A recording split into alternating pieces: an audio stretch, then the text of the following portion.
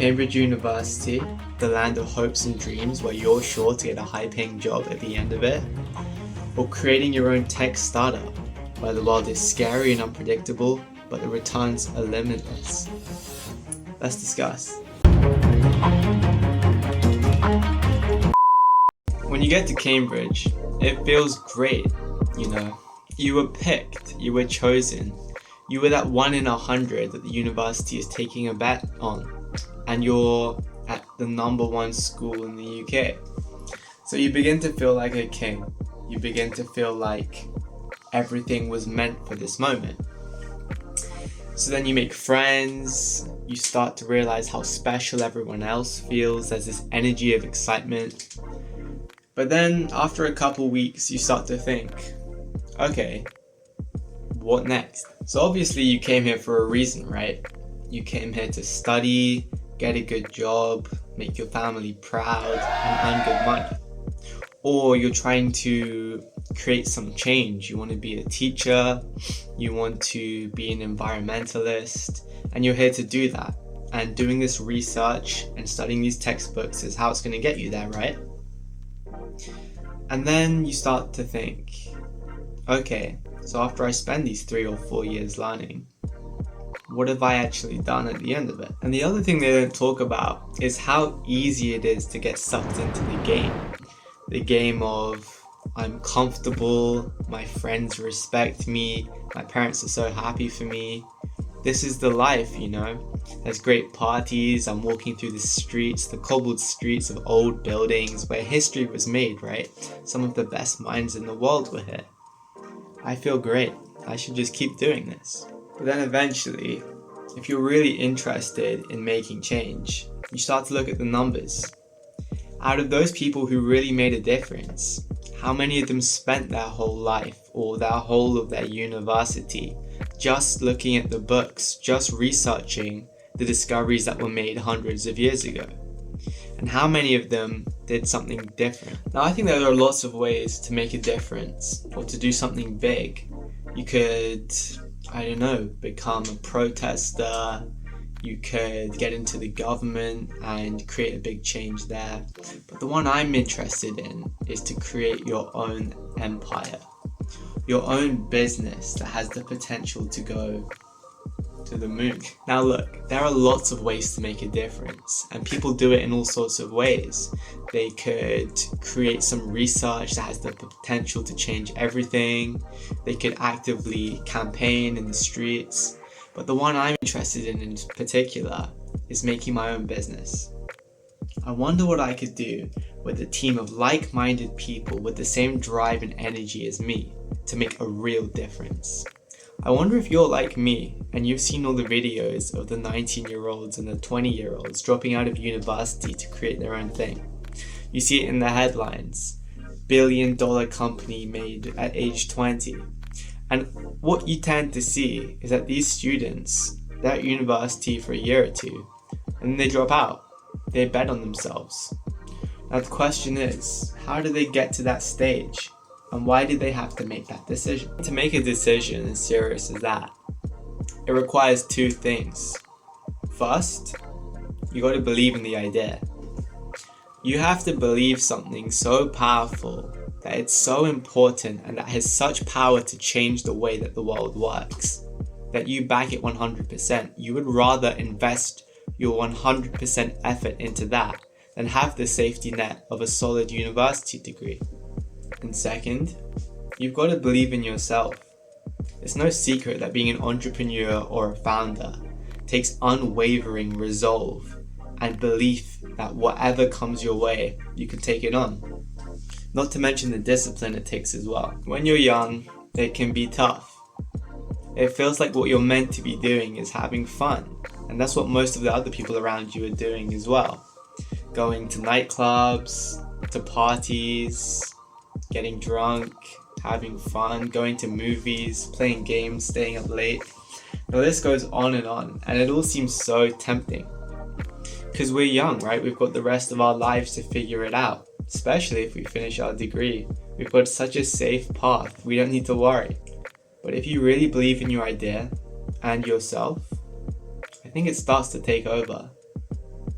you start to be unable to think about anything else. Whether you're in your lectures, hanging out with your friends, you're constantly thinking, what if? What if it worked? You know, what if I found that team of people or solved that one bit of code that I can't seem to get over? And then you've got to make a decision. We've only got one life, right? So if we were to take this risk, this gamble, and bet everything on ourselves, that would mean sacrificing the fun side, at least at the beginning.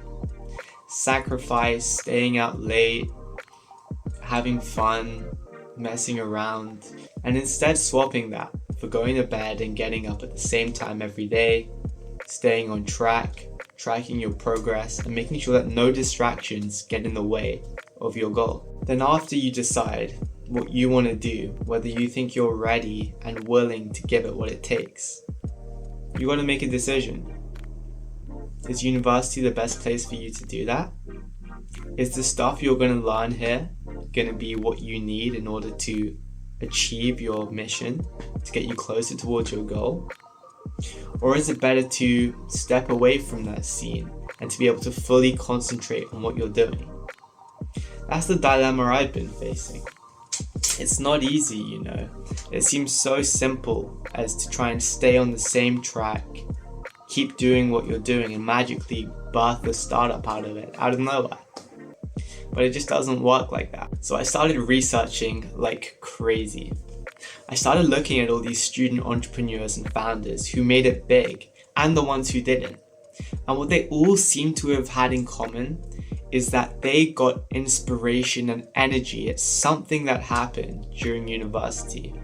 And it doesn't mean that it happened at the university itself. It's whilst they were there, whilst they were doing their thing, following their interest, they encountered something that boosted their energy, that just confirmed to them that what they're doing is the right thing. So I got to Cambridge about 2 weeks ago, and I've been looking around to see what's out there. If I'm going to do this course and spend my time here, what is actually there to help me accelerate my journey towards building my empire? And what I've found is that there are millions in funding for students like me who have an idea and want to take it big. So potentially, is that the reason I stay?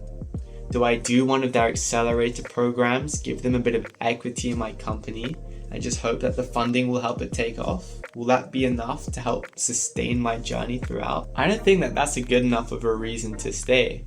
Why not get funding for some big VC firm who's even more motivated with my vision, as opposed to using me as some sort of trophy to try and get the university in higher rankings? So then as the days went on, I started doing my course and I started attending some more social events to see who else is out there. And that's when it hit me. There's one thing that Cambridge and other universities have to offer that you wouldn't get when you're by yourself. You're constantly, every day, interacting with really interesting and unique people, some of which have the same energy and motivation that you do to create a change and make a difference.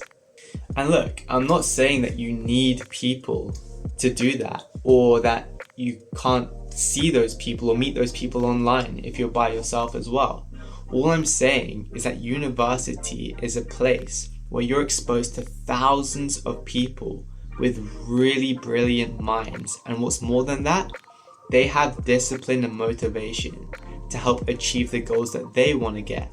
And when you finally meet people whose goals are somewhat aligned with yours, that's where I think you have the potential to not only boost your own motivation, but the scope of what you can achieve with a team of people who are motivated towards your goal, I think is limitless. So for now, the plan is to continue. I'm going to stay at Cambridge University and see which people I meet, which ideas I come across, and if there really is something here that's worth my time. And then, later on, as I keep you updated, I'll continue to reevaluate my decision. Is my time best being spent here, or am I just getting distracted? So now I've come to that conclusion, and I seem pretty certain about my strategy for now. Why am I making a YouTube video and uploading it to the internet?